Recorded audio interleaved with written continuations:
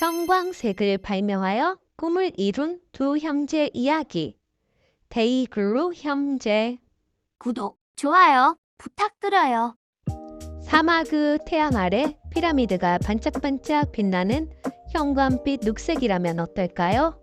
고대 이집트인들은 설사 그렇게 하고 싶었다 해도 형광색으로 색칠할 수는 없었을 거예요. 기원전 2600년에는 그런 색깔이 없었으니까요.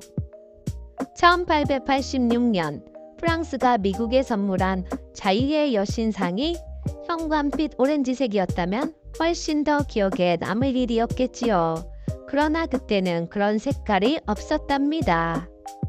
1920년 미국 몬테나에 살던 밥과 조 형제가 자기들 집이 형광빛으로 빛나는 노란색이면 더 멋져 보이겠다 생각했을지라도 그런 일은 일어날 수 없었을 거예요. 하지만 지금이라면 모두 가능한 일이지요. 바로 밥과 조 형제가 눈이 휘둥그레지는 형광빛 노란색, 오렌지색, 녹색을 발명했기 때문이에요. 모든 것이 단지 약간의 반짝이는 아이디어 덕분이었답니다. 밥 스위처와 조 스위처 두 형제의 눈부신 이야기는 밥이 태어난 1914년에 시작됩니다. 어릴 적부터 밥은 몸을 움직여 일하는 것을 좋아했어요. 눈 치우기, 사탕무 뽑기, 개조한 자동차로 말몰이 하기 같은 일을 해서 돈을 벌었어요. 밥은 단순한 일꾼이 아니라 목표를 세워 일을 하는 기획자였습니다. 어느 여름에는 겸 비행기를 태워주는 커다란 유원지에 가고 싶어 돈을 모으기도 했지요. 형보다 14개월 늦게 태어난 조는 형만큼 활동적이진 않았지만 순발력이 있고 손재주가 좋았어요. 조는 마술을 좋아해서 연습을 많이 했는데 카드와 반지가 눈앞에서 갑자기 사라졌다가 다시 나타나게 할 정도로 빨랐답니다. 또한 조는 어떤 문제가 있을 때 그것을 해결하려는 기질이 강했어요. 약국을 운영하는 아버지가 신장과 허리가 안 좋았는데 조는 약국 뒤쪽에 거울을 달아서 아버지가 누워있다가도 앞문으로 손님이 들어오는 걸 볼 수 있도록 했지요. 오랜 가뭄으로 몬테나의 경제가 어려워지자 스위처 가족은 1931년 캘리포니아주 버클리로 이사를 갔고 아버지는 그곳에서 약국을 열었습니다. 조는 학교와 교회에서 마술쇼를 열어 인기를 얻기 시작했습니다. 조의 마술은 일종의 환영술이었지요. 반은 검은색, 반은 흰색으로 칠한 곰을 들고 검은색 배경 앞에 서서 흰 조명을 받으며 돌리면 공이 공중에 떠 있다가 사라지는 것처럼 보이지요. 재치 있는 속임수였어요. 그렇지만 조는 자신의 마술을 더 완벽하게 만들고 싶었어요. 조가 쇼 오락 사업에 뛰어든 사이 밥은 의사의 꿈을 키우고 있었어요. 의사가 되면 돈도 많이 벌고 아버지처럼 아픈 사람들을 도울 수 있다고 생각했지요. 1932년 밥은 고등학교를 졸업하고 집 근처의 대학에 장학생으로 입학했습니다. 1933년 여름방학 동안 밥은 커다란 케첩 공장에서 일을 했습니다. 어느 날 케첩병을 가득 실은 차 위에 올라서서 점검을 하는데 그만 그가 서 있던 곳이 무너졌습니다. 밥은 4m 아래로 떨어졌고 머리를 콘크리트 바닥에 부딪히고 말았어요. 사고가 일어난 후로 밥에게는 발작 증세와 사물이 둘러 보이는 복시 증상이 생겼습니다. 그 때문에 기억력도 떨어졌고 의사가 되려던 밥의 계획은 물거품이 됐습니다. 밥은 빛을 차단한 지하실 방에서 몇 달 동안 치료를 받아야 했습니다. 동생 조도 지하실 방에 함께 있었어요. 형과는 다른 이유에서였지요. 조는 빛에 대해 연구했어요. 파퓰러 사이언스라는 잡지에서 자외선 램프에 관해 읽었는데 그것은 어두운 곳에서 켰을 때 몇몇 물질만 형광빛을 내게 만드는 램프였지요. 조는 형광 물질과 자외선 램프를 이용하면 마술쇼가 더 멋져 보일 거라고 생각했습니다. 밥이 요양하고 있던 어둑어둑한 지하실은 실험하기에 안성맞춤인 장소였어요. 아무것도 하지 못해 심심했던 밥은 동생을 돕기로 했어요. 머리를 맞대고 함께 연구하기 시작한 형제는 마침내 자신들만의 자외선 램프를 만들었어요. 그리고 어느 날 밤 아버지의 약국으로 램프를 가져가 불이 꺼진 어두운 가게에서 산반 위의 병들과 상자를 향해 자외선 램프를 켜고 빛을 비추어 봤어요. 그러자 어둠 속에서 노란 형광빛이 보였어요. 화학 약품이 묻은 안약병에 라벨 종이가 빛을 내고 있었죠. 그 형광빛이 밥과 조 형제의 상상력에 불을 밝혔어요. 둘은 도서관에서 책을 잔뜩 빌려와서는 서로 다른 화학 물질들을 조합하는 방법을 연구하여 어둠 속에서 빛을 내는 페인트를 만들기 시작했어요. 새로 만든 페인트는 보통 불빛 아래서는 밋밋한 색깔이지만 자외선 불빛 아래서는 눈을 확 끄는 밝은 빛깔을 발산했지요. 밥은 조의 마술쇼뿐만 아니라 빛나는 페인트를 쓸만한 곳이 더 있을 거라고 생각했어요. 국리 끝에 두 형제는 가게 진열장을 칠하는 용도로 페인트를 판매했고 밥의 치료비에 보탤 돈을 약간 벌 수 있었습니다. 밥과 조는 또 다른 형광 물질을 찾으려고 대학과 지역 연구소를 찾아다녔어요. 플루오레세인이나 아트라센 같은 몇 가지 형광 물질을 구해서 아버지의 약 받는 막자와 막자 사발로 빻아 가루로 만들었지요. 그러고는 엄마의 새 믹서를 몰래 가져와 그 가루를 알코올과 물감 그리고 다른 재료들과 섞었습니다. 어떤 결과가 나왔냐고요? 질척하고 끈적거리고 빛나는 페인트가 만들어졌지요. 한 번은 믹서에 남아있던 페인트를 깨끗이 닦지 않아서 엄마가 만든 케이크가 특이한 빛깔로 빛나는 바람에 놀랐던 적도 있었답니다. 그런데 밥과 조는 큰 문제에 부닥쳤어요. 바로 태양이지요. 낮에는 햇빛 때문에 자외선 효과가 나타나지 않았거든요. 게다가 햇빛에 페인트가 발해서 나중에는 자외선 불빛에도 빛나지 않게 됐어요. 가게 진열장에 사용한 페인트들 대부분이 쓸모 없어졌어요. 형광빛 페인트를 만들려던 아이디어는 실패했지만 형광 물질을 이용해서 마술쇼를 돋보이게 하려던 조의 시도는 성공적이었습니다. 조는 발리텐스 쇼에서 무용수에게 형광 페인트를 바른 종이 의상을 입혔어요. 무용수가 자외선 램프로 비추는 캄캄한 무대에서 춤을 추는 동안 관객에게는 보이지 않는 조가 무용수의 가면을 벗겼지요. 그러면 섬뜩하게도 무용수의 머리와 몸이 따로 노는 것처럼 보였어요. 조는 마술 대회에서 1등상도 받고 신문에도 실렸습니다. 기사가 나가자 곧 밥과 조를 찾는 고객이 많이 생겼지요. 샌프란시스코의 워필드 극장은 코러스 가수들을 해불처럼 보이게 하는 형광 의상을 샀습니다. 헤일 브라더스 백화점의 장난감 코너에서는 어둠 속에서 빛나는 형광빛 크리스마스 장식을 설치했지요. 심령술사들은 형광 페인트를 이용해 어수룩한 고객들을 속여 죽은 연인의 영혼을 본 것으로 믿게 했어요. 오하이오주의 클린블랜드에서는 한 인쇄업자가 형광 잉크를 사용해서 영화 포스터를 만들기 시작했어요.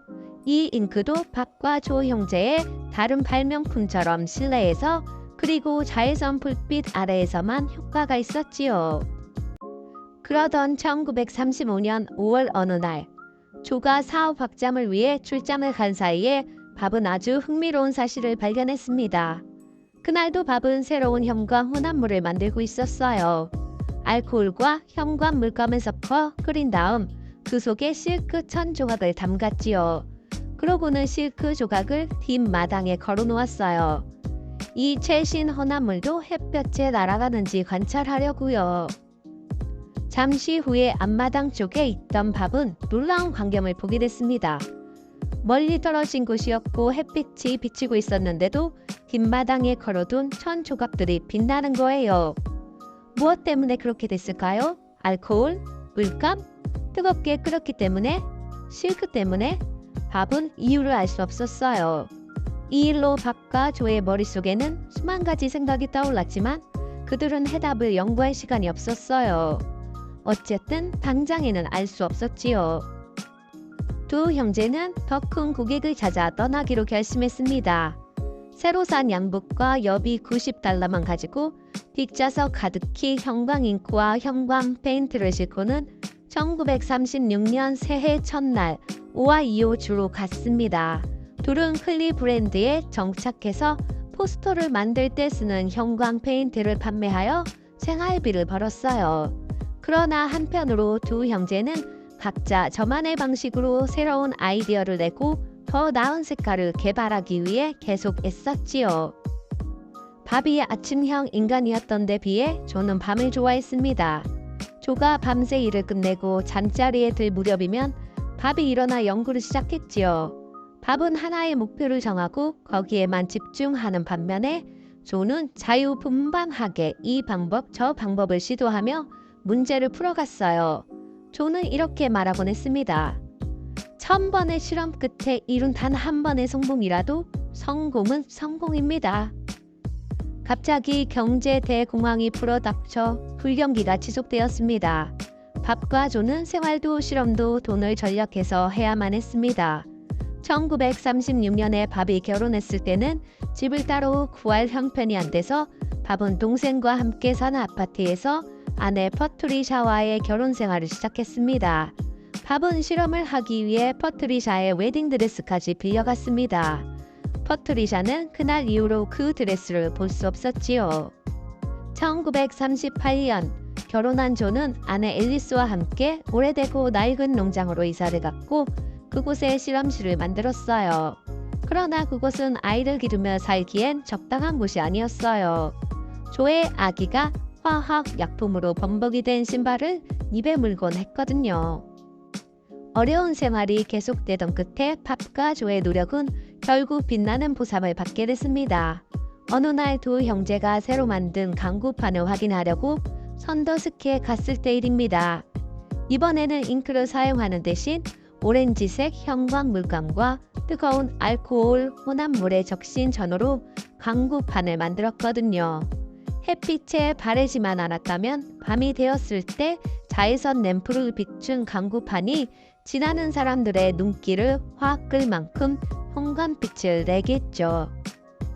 목적지에 거의 다다른 오후 저 멀리로 강구판이 시야에 들어왔습니다. 그런데 밥과 조 형제 앞에 깜짝 놀랄 광경이 펼쳐졌습니다.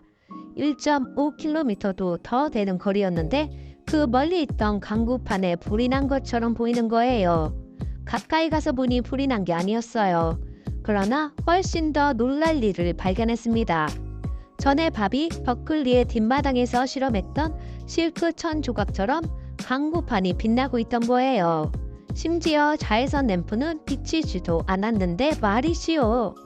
강구판은 햇빛 아래서 반짝반짝 빛나는 형광빛 오렌지색이었어요. 밥과 조는 우연하게 완전히 새로운 색을 발명해냈습니다. 놀랍게도 그것은 자외선 불빛에서나 햇빛 아래서나 밝게 빛났지요. 두 형제는 이 새로운 색을 불타는 오렌지라고 불렀습니다. 조는 새롭게 개발한 방법으로 빨강, 노랑, 녹색 등 여러 가지 형광빛 색들을 만들었어요. 밥은 판매할 만한 곳을 알아보았지요. 그러다 제2차 세계대전이 일어나자 낮에도 빛나는 이 데이글로 색들을 사용할 곳이 갑자기 많아졌습니다. 데이글로 천으로 만든 현수막은 3,000m 높이에서도 비행기가 볼 수 있도록 지상에서 신호를 보내는 데 사용되었어요. 데이글로 깃발은 난파된 배의 구면보트에도 사용되었습니다. 덕분에 많은 선원들이 구조되어 살아날 수 있었지요. 또 물속에서 설치된 폭탄인 어뢰를 제거한 뒤에 그 자리를 표시하는 것으로 데이글로 북표가 사용되었어요. 비행기 교통관제위원은 데이글로 옷을 입고 어두운 밤에 비행기가 안전하게 착륙하도록 유도했어요. 작지만 중요한 역할을 한 밥과 조 형제의 발명품은 미국과 동맹국들이 전쟁에서 승리하는 데 큰 도움이 됐습니다. 전쟁이 끝난 후 밥과 조 형제는 데이글로 덕분에 부자가 되었어요. 데이글로가 일상생활에서도 쓰이기 시작했거든요. 주유소 간판, 세제 상자, 도로 위험 표시, 그리고 두 형제가 좋아했던 파퓰러 사이먼스 잡지의 표지에도 데이글로가 사용되었지요. 유명한 예술가인 앤디 워홀은 데이글로 물감으로 그림을 그렸어요. 덤프트럭에서부터 구명조끼, 골프공, 축구 굴대, 훌라후프, 사냥복에 이르기까지 밥과 조의 발명품은 우리 생활 곳곳에서 반짝반짝 빛났습니다. 밥과 조는 장래 희망이 서로 달랐어요. 밥은 의사가 되고 싶었고 조는 세계적인 마술사가 되고 싶었지요. 처음엔 두 형제 모두 자신이 원하는 사람이 되지 못했습니다. 그러나 어두운 지하실에서 스위처 형제는 세계를 다른 빛깔로 보기 시작했지요. 형은 사람의 생명을 구하고 싶었고 동생은 관객을 즐겁게 만들고 싶었습니다. 데이글로를 가지고 형제는 이 두 가지 모두를 해냈습니다. 형광색은 어떻게 생기는 걸까? 태양에서 지구로 오는 태양빛은 빨간색에서 보라색까지 여러 색들로 이루어졌습니다.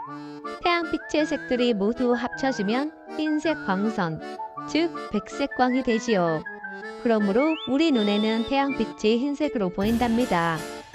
태양빛이 물체에 닿으면 일부는 물체에 흡수되고 일부는 반사됩니다.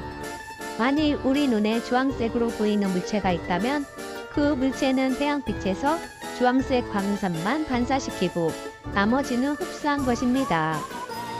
이처럼 우리 눈에 보이는 햇빛을 가시광선이라고 하는데 태양은 가시광선뿐만 아니라 우리 눈에 보이지 않는 자외선과 적외선도 함께 보내옵니다.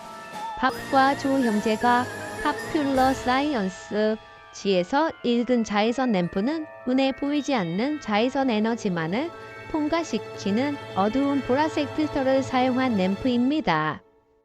어떤 광물이나 화학 물질은 자외선을 단순히 흡수하거나 반사하는 대신에 자외선이 갖고 있는 에너지를 흡수했다가 어두운 곳에 있게 되면 그 중에 일부를 빛이 나는 다양한 색들로 내보냅니다.